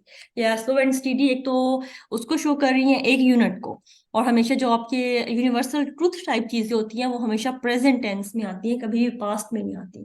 तो एक तो ये सिंगुलर यूनिट है, इसके साथ सिंगुलर वर्ब लगेगी। सेकेंडली ये एक यूनिवर्सल ट्रूथ है, तो आपके पास हमेशा क्या यूज होगा, प्रेजेंट टेंस यूज, कभी आप इसको पास्ट में नहीं लेके जा सकते। अली वेप्ट, हेयर वेप्ट क्या है आपके पास, ट्रांजिटिव वर्ब है, इंट्रांजिटिव वर्ब है, हेल्पिंग वर्ब है, या फिर मॉडल वर्ब है। Ali wept intransitive verb, exactly. Intransitive verb कौन सी थी, जहां आपके पास ऑब्जेक्ट नहीं आता, जस्ट सब्जेक्ट है। जो वर्ब का ताल्लुक है जस्ट सब्जेक्ट से होता है, ऑब्जेक्ट से नहीं होता, ऐसी वर्ब को हम कहते हैं इंट्रांजिटिव। अब यहाँ पे हमारे पास कोई वर्ब ऑब्जेक्ट नहीं है, सॉरी, तो हमारी वर्ब को क्या कहलाएगी, intransitive verb. Pick the right one. Would that I were the president of the world. Would that I was the president. Would I were the president of the world. None of these. इसमें क्या लगा है, ये भी important है, आप लोगों का अक्सर आया होता है। हाँ जी महानूर, इसमें क्या लगा है,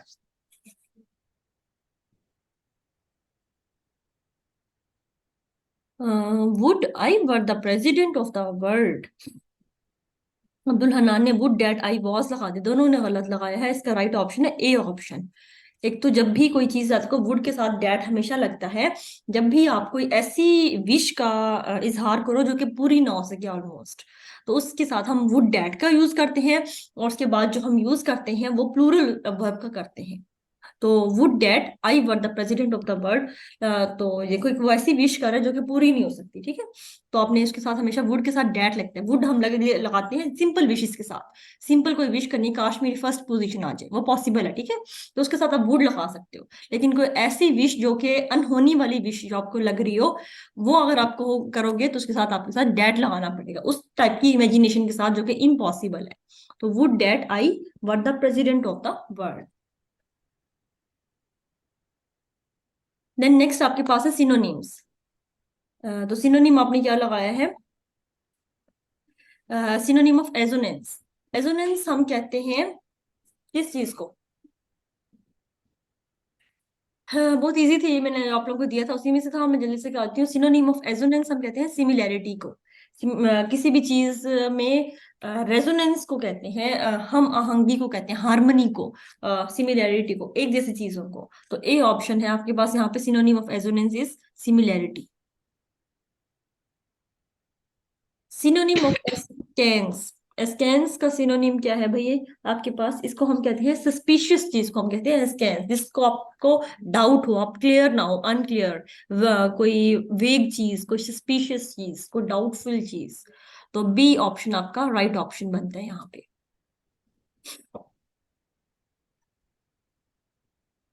antonym of arbitrary, what is the antonym of arbitrary.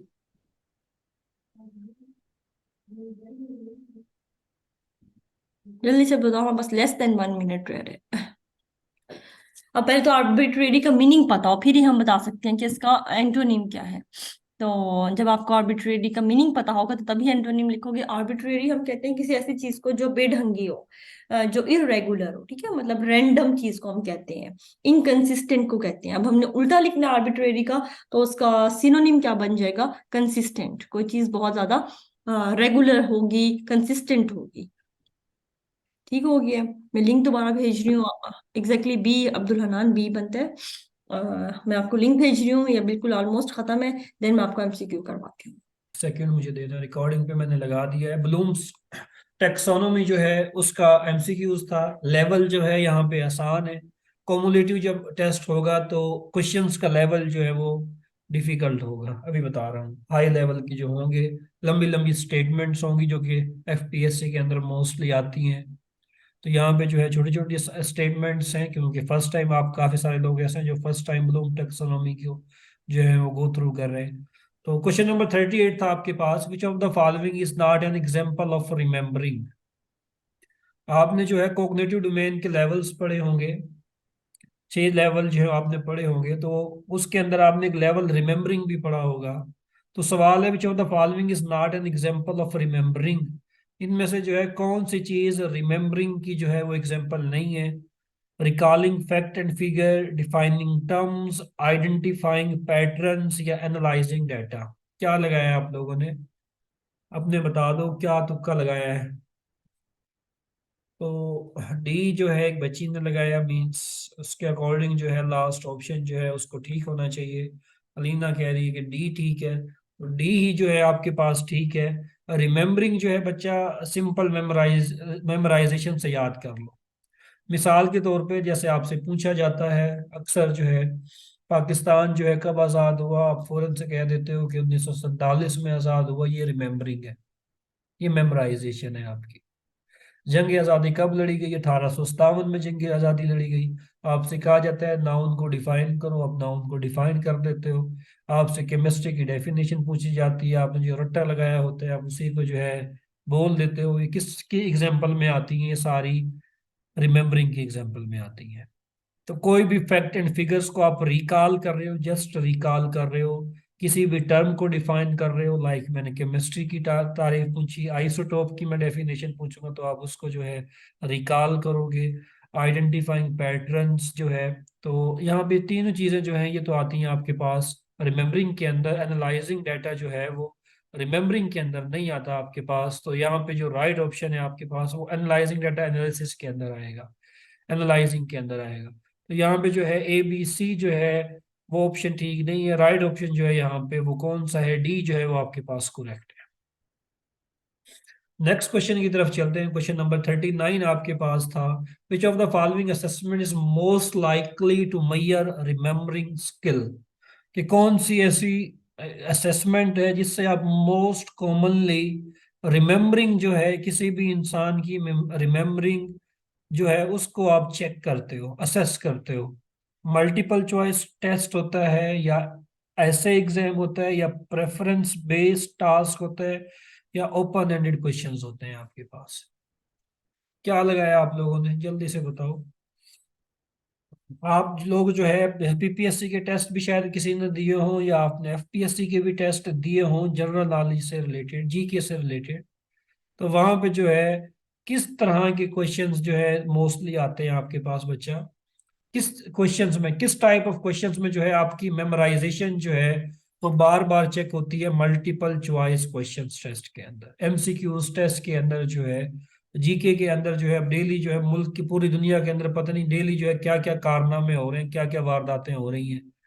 तो जो भी पेपर सेटर है वो जो है कुछ यहाँ से उठाएगा कुछ वहां से उठाएगा और डाल देगा पेपर के अंदर। मींस इंडिया जो है, इंडिया कल, इंडिया ऑस्ट्रेलिया का मैच जो है कौन से ग्राउंड के अंदर खेला गया, स्टेडियम का नाम क्या है? नरेंद्र मोदी स्टेडियम था, ऐसे सवाल दे देगा। या इन ऑस्ट्रेलिया जो है कितनी दफा वर्ल्ड चैंपियन रह चुका है? कल जो रिसेंट जो इंसिडेंट हुआ दुनिया में, ये तो हमें चंद एशिया के अंदर हुआ, बाहर जो भी इंसिडेंट हुआ वो आपसे पूछ लेता है, तो उसमें जो है आपकी मेमोराइजेशन पावर जो है वो ज्यादा चेक होती है। तो यहाँ पे राइट ऑप्शन जो है आपके पास, जिसमें आप रिमेम्बरिंग किसी भी इंसान की मेमोरी को चेक करते हैं, वो किसके अंदर आता है? मल्टीपल चॉइस टेस्ट के अंदर। तो ए जो है वो आपके पास क्या है बच्चा? वो आपके पास ठीक है। बाकियों के अंदर आपका नॉलेज इन्वॉल्व हो जाता है। The following is the next level of thinking taxonomy after remembering. Remembering के बाद जो है नेक्स्ट लेवल ऑफ थिंकिंग जो है वो आपके पास क्या है? तो नेक्स्ट लेवल ऑफ थिंकिंग जो है आपके पास वो क्या है बच्चा? अंडरस्टैंडिंग है। अंडरस्टैंडिंग है, पहले आप जो है किसी भी इंफॉर्मेशन को रिकॉल करते हो, फिर आप उसके बारे में जो है एक अपनी अंडरस्टैंडिंग जो है वो डेवलप करने की कोशिश करते हो। तो नेक्स्ट लेवल जो है वो आपके पास अंडरस्टैंडिंग है। थर्ड लेवल अप्लाइंग है, फिर एनालाइजिंग है। वो लेवल जो है आपने देखे भी होंगे सारे। विच of the following activities is an example of applying. इसमें से कौन सी ऐसी एक्टिविटी है जो कि एग्जाम्पल है अप्लाइंग की? मींस जो थर्ड लेवल आपने पढ़ा कॉग्निटिव डोमेन का, उसमें जो है थर्ड लेवल के अंदर आप क्या करते थे, आप नॉलेज को अप्लाई करते हैं अपने को। तो राइटिंग अ रिसर्च पेपर, क्या ये एग्जांपल है अप्लाइंग की using a formula to solve a math problem, comparing and contrasting to literary works, या डेवलपिंग अ न्यू थ्योरी। तो रुकैया कह रही हैं कि sir using a formula to solve a problem जो है वो ठीक होना चाहिए। तो बच्चा राइट ऑप्शन जो है वो आपके पास बी है। बी जो है वो आप सॉरी, हाँ बी जो है आपके पास वो राइट ऑप्शन है, using a formula to solve a mathematic maths problem. देखो, आपने जो है एक फार्मूला याद कर लिया रिमेम्बरिंग के अंदर, फिर उसके अकॉर्डिंग जो है उसकी अंडरस्टैंडिंग डेवलप की। अब आपको जो है कोई क्वेश्चंस दिया जाता है, अब आप क्या करोगे, आप अपने नॉलेज को अप्लाई करोगे। तो नॉलेज को अप्लाई करने के लिए जिस फार्मूले की जो है आपने अंडरस्टैंडिंग डेवलप की है, अब आप उसकी मदद से उस प्रॉब्लम को जो है वो सॉल्व करने की कोशिश करो। तो using a formula to solve a math problem किस कैटेगरी के अंदर आएगा, अप्लाइंग के अंदर। अब आप जो है अपने नॉलेज को जो है वो अप्लाई कर रहे हो एक प्रॉब्लम को सॉल्व करने के लिए। नेक्स्ट है, which option is false in reference to Bloom's taxonomy. इनमें से जो है कौन सा ऑप्शन जो है वो फॉल्स है, गलत है। ब्लूम टैक्सोनॉमी के रेफरेंस पे आपने बताना है। Bloom taxonomy deals with classification of learning objective with in education, learning objective के बारे में डील करती है। It was published in 1946। It contribute the children mental development. It was named after Benjamin Bloom the educational psychologist. तो यहाँ पे बच्चा, अगर स्टेटमेंट्स की बात की जाए तो सारी ही स्टेटमेंट जो है वो ठीक है आपके पास। स्टेटमेंट ये भी ठीक है कि लर्निंग ऑब्जेक्टिव जो है इसके बारे में जो है ये डील करती है, इसकी क्लासिफिकेशन जो है उसको डील करती है। फिर चिल्ड्रन की जो मेंटल डेवलपमेंट है उसके बारे में भी आप स्टडी करते हैं इसके अंदर। और बेंजामिन ब्लूम के ऊपर जो है इसका नाम ब्लूम टैक्सोनॉमी रखा गया है, बिल्कुल ठीक है। पब्लिश जो है 1946 में नहीं हुई थी। कब पब्लिश हुई थी, जल्दी से बताओ चैट बॉक्स के अंदर। कब इसने जो है ये पब्लिश की थी, ब्लूम्स थ्योरी जो है बेंजामिन ब्लूम ने किस सन के अंदर की थी, जल्दी से बताओ। याद है किसी को, शाबाश। 1956 के अंदर जो है इसने डेवलप की थी। 1946 के अंदर नहीं, 1956 के अंदर। तो बी जो है ये आपके पास फॉल्स है। बी जो है ये आपके पास फॉल्स है, 1956 होना चाहिए था। At the knowledge level student will, knowledge level के ऊपर स्टूडेंट क्या करता है। फर्स्ट लेवल जो है वो नॉलेज लेवल है आपके पास। Student will argue the point, recall information, categorize topic, या कैलकुलेट डिस्टेंस। बी, शाबाश। मुझे लगता है ज्यादातर बी आ गए हैं पेपर के अंदर। जो है नॉलेज लेवल के अंदर जो है स्टूडेंट क्या करता है, अपनी इंफॉर्मेशन जो है उसको रिकॉल करता है। जैसे अभी मैंने पूछा, ऊपर भी सवाल आया आपके पास नॉलेज लेवल के हवाले से। आपसे कोई भी सवाल पूछा जाए आपकी मेमोराइज, अच्छा यहाँ पे नॉलेज, ये यहाँ पे जो नॉलेज है वो मेमोराइजेशन वाला नॉलेज है। ब्लूम्स टैक्सोनॉमी के अंदर ये जो नॉलेज है ये कंसेप्चुअल नॉलेज नहीं है, ये मेमोराइजेशन वाला नॉलेज है। मेमोराइजेशन वाला नॉलेज है मीन्स आपसे किसी भी चीज़ की डेफिनेशन पूछी जाए, आप भाग के डेफिनेशन जो है उसकी बता दोगे। आइसोटोप क्या है, मैटर क्या है, आइटम क्या है, आइन क्या है। इसमें आपकी क्या चीज़ चेक हो रही होती है, आपकी मेमोराइजेशन। ये जंग आज़ादी जो है, जैसे मैं बार बार कहता हूँ, जंग आज़ादी कब लड़ी गई, 1857। अब भाग के कह देते हो। पाकिस्तान ने वर्ल्ड कप जो है, क्रिकेट का वर्ल्ड कप जो है पाकिस्तान ने कब जीता, वो आपको याद है, 1992 के अंदर जो है पाकिस्तान ने वर्ल्ड कप जीता।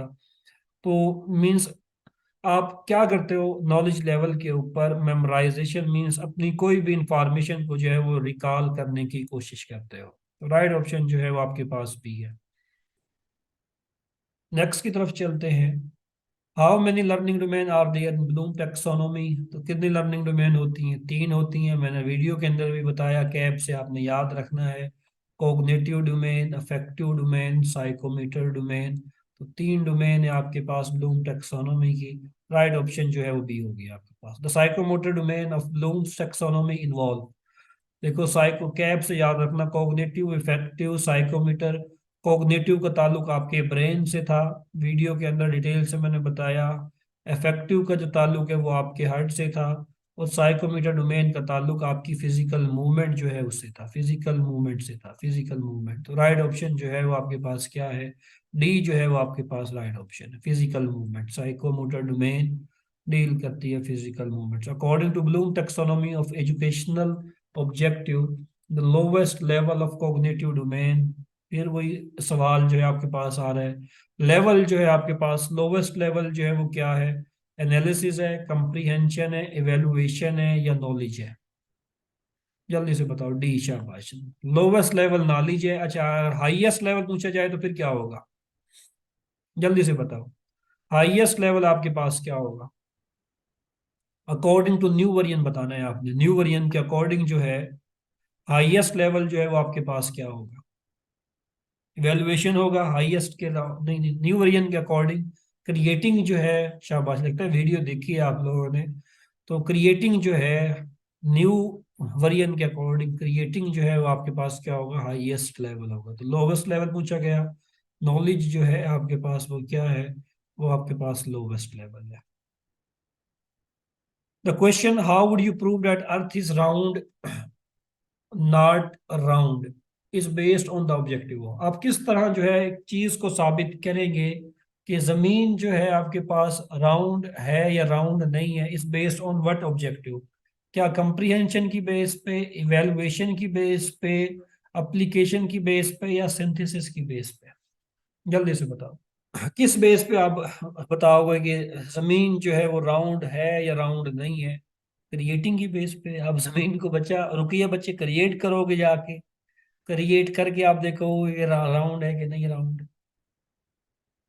बी लगाया, तो बी ठीक है ना? फिर जो लगाया वो बताओ ना, जो लगाया है वो बताओ। क्रिएटिंग, अच्छा अच्छा, पहले वाला बता रही है। अच्छा, पहले वाला है, ठीक हो गया। इवेलुएशन, इवेलुएशन जो है वो आपके पास क्या है? वो आपके पास ठीक है, इवेलुएशन। अब आप जो है तज्जिया करेंगे, अब आप जायजा लेंगे इसके जो है पॉजिटिव, जो आपने स्टार्ट में अपनी अंडरस्टैंडिंग डेवलप की, पहले नॉलेज किया, फिर आपने जो है उसको अंडरस्टैंड किया, फिर आपने अप्लाई किया, फिर आप जो है इवेलुएट करते हैं। एप्पल की एग्जांपल जो है मैंने समझाई, उसको मज़ीद जाके आप देख लेना। अब आप जो है तज्जिया कर रहे हैं, तज्जिए के अंदर आप ये साबित करने की कोशिश करेंगे, कोई आपके पास फैक्ट एंड फिगर्स होंगी, फिर आपके पास प्रूफ होंगे, उनके नतीजे में जो है आप इवेलुएट करने की कोशिश करेंगे, क्या ये जमीन गोल है कि गोल नहीं है। मीन्स आप पॉजिटिव और नेगेटिव पहलू जो है वो दोनों को अप्लाई करेंगे, फिर आप तज्जिया करेंगे, इसका जायजा लेंगे कि जमीन जो है वो आपके पास गोल है या गोल नहीं है। तो यहाँ पे जो है राइट ऑप्शन जो है वो आपके पास बी है, evaluation. If a student construct a model to show how something work, they are. अगर कोई स्टूडेंट जो है आपकी क्लास में कोई मॉडल जो है वो कंस्ट्रक्ट करता है, वो डेवलप करता है, ये दिखाने के लिए कोई भी चीज़ जो है वो कैसे काम करती है, तो ये किस चीज़ के ऊपर डिपेंड करता है? ये कौन से लेवल के अंदर आएगा? ये किस लेवल के अंदर आएगा? शाबाश बच्चे, अप्लाइंग के अंदर आएगा। मीन्स अब स्टूडेंट जो है वो क्या कर रहा है? अपने नॉलेज को अप्लाई कर रहा है। जैसे हमने पीछे पढ़ा, पीछे हमने एक केस के अंदर पढ़ा कि स्टूडेंट जो है अपने नॉलेज को अप्लाई कर रहा है, मैथ्स न्यूमेरिकल को यूज, फार्मूला को यूज करके हुए अब जो है प्रॉब्लम्स को सॉल्व करने की कोशिश कर रहा है। तो यहाँ पे स्टूडेंट क्या कर रहा है? कोई भी मॉडल जो है वो डिजाइन कर रहा है, वो कंस्ट्रक्ट कर रहा है कि कोई भी चीज कैसे काम करती है। मीन्स अब वो क्या कर रहा है? प्रैक्टिकली जो है अपने नॉलेज को जो है अप्लाई करने की कोशिश कर रहा है। बी जो है वो आपके पास, मुझे लगता है ज्यादातर बी है इसमें। To break information into parts and to examine the information, कि अब आप क्या कर रहे हैं? आपके पास जो भी रॉ इंफॉर्मेशन अभी तक आई, आपने उसको जो है सेगमेंट्स के अंदर, पार्ट्स के अंदर डिवाइड किया, और अब आप क्या कर रहे हैं? आवाज कम करो।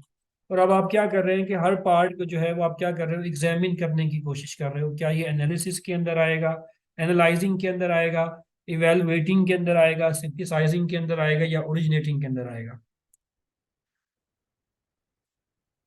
शाबाश, शाबाश अलीना बच्चे, शाबाश। तो आप इंफॉर्मेशन को जो है वो पार्ट्स, कोई भी इंफॉर्मेशन जो आपके पास आई, आप उसको जो है सेगमेंट्स के अंदर जो है डिवाइड कर रहे हैं, उसको ब्रेक कर रहे हैं, फिर आप हर पार्ट को जो है एग्जामिन कर रहे हैं, किसके अंदर आएगा? एनालाइजिंग के अंदर। अब आप जो है उसका एनालिसिस कर रहे हैं, उसका तज्जिया कर रहे हैं। आप तज्जिया कर रहे हैं, एनालिसिस का मतलब है सिंपल तज्जिया, कि आपके पास जो भी अब चीज़ आ गई है, अब आप उसका जो है, जो भी इंफॉर्मेशन आपके पास आई है किसी भी चीज़ से रिलेटेड, अब उसका फाइनल में जो आप तज्जिया कर रहे हैं, इंफॉर्मेशन को जो जोड़ रहे हैं, तोड़ जोड़ के जो है फाइनल कंक्लूजन निकालने की तरफ जा रहे हैं, तो किसके अंदर आएगा? एनालाइजिंग के अंदर आएगा। एनालिसिस कर रहे हैं मीन्स अब आप जो है फाइनल में तज्जिया कर रहे हैं। Infer follow, corporate, summarize, demonstrate, cite, interpolate, all are the verb representing what level of Bloom taxonomy. ये किस लेवल जो है ब्लूम टैक्सोनॉमी को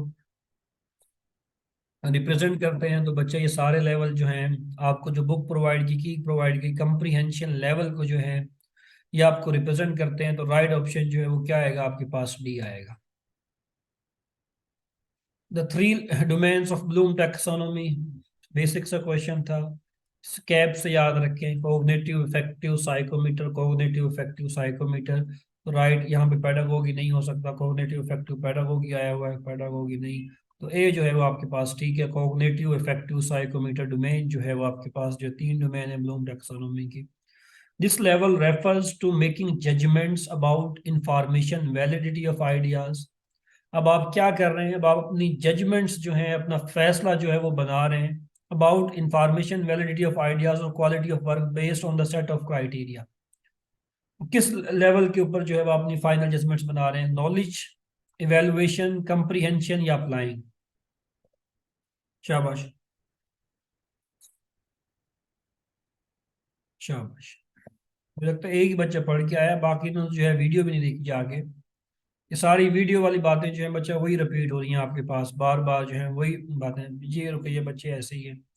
तो इवेलुएशन जो है वो आपके पास जो है लेवल आ गया है, बी जो है वो आपके पास करेक्ट है। मैं जो है ना इन चीज़ों को पढ़ा पढ़ा के वही बार बार रिपीट हो रही है। नेक्स्ट क्वेश्चन है आपके पास, the correct order of Bloom taxonomy categories is.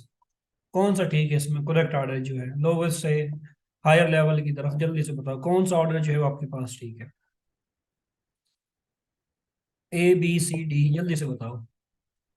Alina कह रही है सी वाला ठीक है, तो सी वाला देख लेते हैं। रिमेम्बरिंग ठीक हो गया, पहले आपने रिमेम्बर किया, फिर उसको अंडरस्टैंड किया, फिर आपने अपने नॉलेज को अप्लाई किया, फिर आपने एनालिसिस एनालिसिस किया, फिर आपने इवेलुएट किया, फिर आपने क्रिएट किया। तो ये वाला जो सीक्वेंस है ये आपके पास 100% करेक्ट है। तो यहाँ पे राइट ऑप्शन जो है वो आपके पास क्या है, सी है। सी जो है वो आपके पास राइट ऑप्शन है। तो ये जो थे ब्लूम टैक्सोनॉमी के हवाले से जो है आसान आसान से एमसीक्यूज थे। तो कोशिश किया करो जितना इसको जो है टफ लेवल पे जाके, बुक्स आपको दी है उसको भी रीड करो, वीडियो भी आपको दे दी है। सबसे पहले आसान काम ये है कि आप ना सबसे पहले वीडियो को देखा करो। 15-20 मिनट की वीडियो होती है ना, बेसिक टाइमर जो है लगा के उसकी स्पीड जो है ना वो तेज कर दिया करो। स्पीड स्लो होगी तो स्पीड आप तेज कर सकते हैं। जल्दी से उसको सुनो, वीडियो को सुनने के बाद जो है क्विक रिवीजन आपने बुक की करनी है, बस एक दफा काफी होती है। उसमें कौन सी ऐसी रॉकेट साइंस लिखी होती है, बेसिक बेसिक सी बातें लिखी होती हैं, बीएड देख के परेशान हो जाते हैं, पता नहीं क्या पढ़ रहे हैं क्या नहीं पढ़ रहे। तो बीएड जो है बुक से एक दफ़ा रीड कर लो, और उसके बाद जो है गूगल उठाओ, गूगल मियाँ के पास जाओ, और उससे जो है कहोगे हमें एमसीक्यूज की प्रैक्टिस करनी है, वो आपको एमसीक्यूज काफी सारे दे देगा, वहां से आप प्रैक्टिस कर लो साथ के साथ। ऐसे जो है जब आप ये तीन चीजें करोगे फिर आपका टॉपिक के ऊपर कमांड जो है ना वो स्ट्रांग हो जाएगी, और आपको जो है इसमें मसला नहीं आएगा। या बलून किसी भी बीएड की टॉपिक के अंदर मसला नहीं आएगा। मेहनत आपने कर देखिए, मटेरियल भी आपको दे रहे हैं, टेस्ट भी आप ले रहे हैं, लेकिन बच्चे जो है ना अभी तक जो है सीरियस नहीं है। अभी डेट भी आपकी अनाउंस हो गई है राउंड अबाउट, जिन लोगों के बार बार मैसेज कर रहे हैं कि पता नहीं हमारा डेट आई है कि नहीं आई। एडवर्टाइजमेंट नंबर 4 जो है ना उनकी डेट आई है, उनके जो है दिसंबर के 3rd वीक से जो है वो स्टार्ट होंगे। एडवर्टाइजमेंट किन के जो है टेस्ट स्टार्ट हो रहे हैं। चेंज ऑफ सेंटर जो है, अगर आप अपना सेंटर चेंज करवाना चाहते हैं तो आप करवा सकते हैं। और कौन से करवा सकते हैं, अप्रैल से लेके जिन्होंने अप्लाई अप्लाई किया था, अप्रैल से लेके जुलाई तक की एडवर्टाइजमेंट में वो जो है अपना सेंटर चेंज करवा सकते हैं। क्योंकि एडवर्टाइजमेंट नंबर 4 जो है उसी का टेस्ट जो है अभी कंडक्ट हो रहा है, उसका होगा, फिर अगस्त वालों की बारी आएगी, अगस्त वालों के बाद फिर अक्टूबर वालों की बारी आएगी। तो अभी टाइम अच्छा खासा आपके पास है। तो तैयारी जो है थोड़ी सी करें, मेहनत करें, अल्लाह पाक जो है आपको कामयाब करेगा इंशाल्लाह। प्रैक्टिस करें जितना हो सकता है, प्रैक्टिस करें। केमिस्ट्री में मसला नहीं होगा आपको, केमिस्ट्री तो बेसिक ही है ना, कोई भी आप टेस्ट भी दे रहे हैं, कोई रॉकेट साइंस नहीं है। बुक बस आप रीड कर लें जल्दी जल्दी जो है जितना हो सकता है आपसे। फेडरल की किताबें आपने नहीं छोड़नी, फेडरल की किताबों से बाहर नहीं आएगा, नहीं आएगा, केमिस्ट्री का नहीं आएगा। इंग्लिश पे जो है मैडम वीडियोस भी दे रही हैं, फिर आपको नोट्स भी दे रहे हैं, वो काम आपने करना है। 2-2 छुट्टियां भी आपको प्रोवाइड की जा रही हैं ताकि तैयारी आपकी इफेक्टिव हो जाए। फिर भी आपका कोई भी क्वेश्चन हो तो आप उसको ना डिस्कस कर सकते हैं, कोई इशू नहीं। चलो इंशाल्लाह जो है नेक्स्ट डिस्कशन में जो है आपसे मुलाकात होगी नेक्स्ट टॉपिक में। उसके डिस्कशन में मैंने करानी केमिस्ट्री की पूरा मैं ही कराऊंगा। तैयारी करके आना इंशाल्लाह जो है नेक्स्ट में आपसे मुलाकात होगी। अल्लाह हाफिज़।